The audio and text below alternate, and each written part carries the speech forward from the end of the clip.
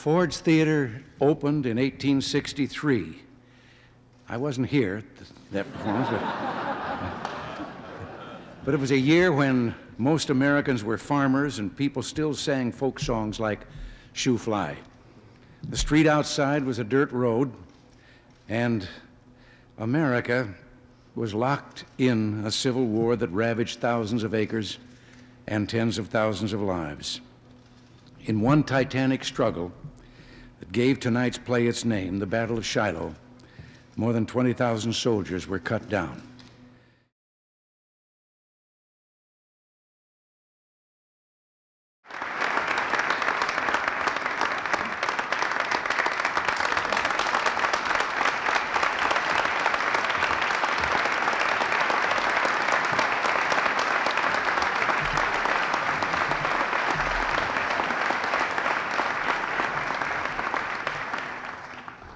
Nancy and I are honored to be here tonight, and I know I speak for everyone in the audience when I thank Bill Shustik, the playwright, for the play and the entire cast on Shiloh Hill for that magnificent performance.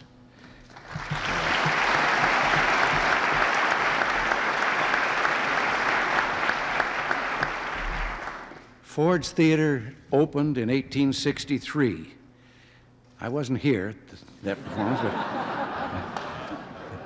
but it was a year when most Americans were farmers and people still sang folk songs like Shoo Fly.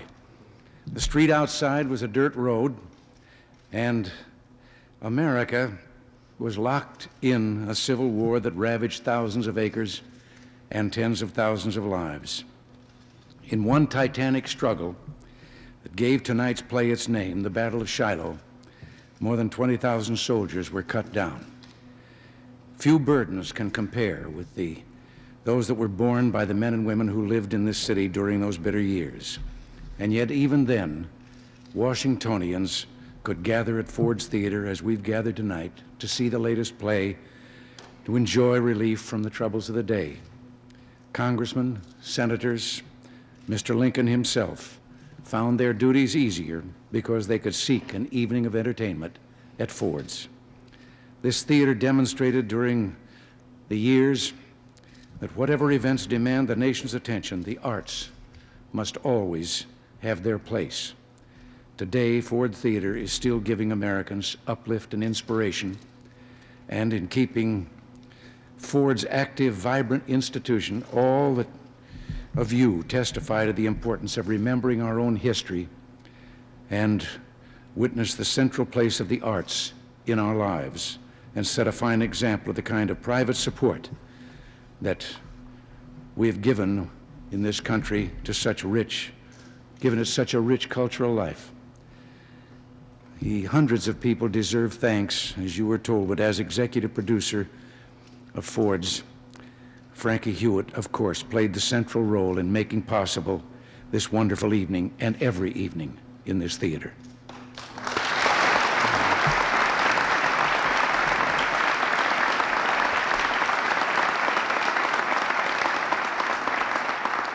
Then there are the Board of Governors, the sponsors, the patrons, and the contributors. But tonight does belong to one woman who has given of herself to Ford's, to the city, and to everyone fortunate enough to know her, Mildred O'Neill. Mildred,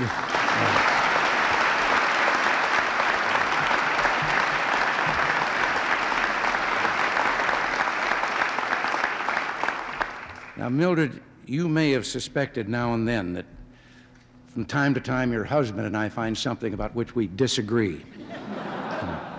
But there is one thing that we sure agree on. He's lucky, mighty lucky, to be the man in your life.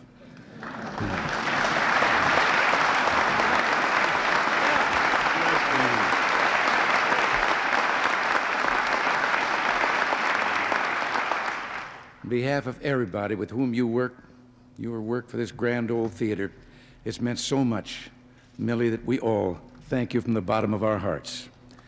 And now, the lady, the man whose life I'm lucky to be in, has a word to say.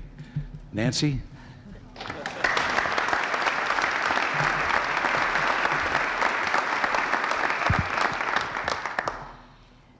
Thank you, Mr. President.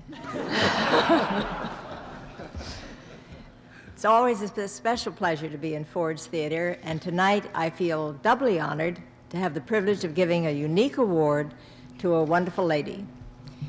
Millie O'Neill, as most of us know, moved to Washington permanently when her husband was elected as Speaker of the House. Ford's Theater was the first organization she became involved with in our nation's capital, and 7 years later, she's been unanimously chosen to receive the Lincoln Medal for her generous support of the theater. It would be impossible to tell you everything that Millie has done for Ford's, but I do want to make special mention of her help in raising almost $4 million for the theater over the last 5 years.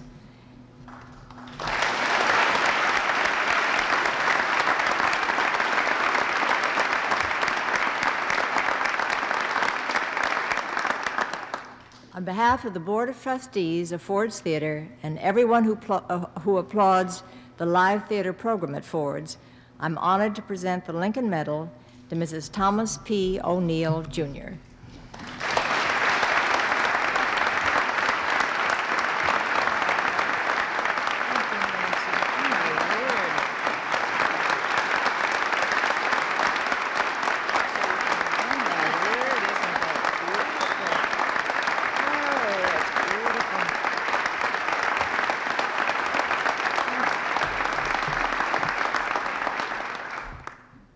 Thank you, Nancy, very much, Mr. President. I want to thank you so much for sharing your very precious time with Ford's Theater to make our galas so successful. Thank you. Mr. Speaker, thank you. I'm delighted to receive this award and be included in a very prestigious group who have been honorees before me. I am just delighted, but I have said many times before that anything that I have done for Ford's Theater has been a labor of love. I've enjoyed every minute of it. There aren't enough medals around for everyone that should be awarded. I would like to share this and accept it in the name of all the very wonderful men and women who have performed here at the galas, and also to the wonderful friends of Ford's who have been so very generous and gracious when I came begging. And I came begging very often. I thank you all, and I'm truly very gratefully yours. Thank you.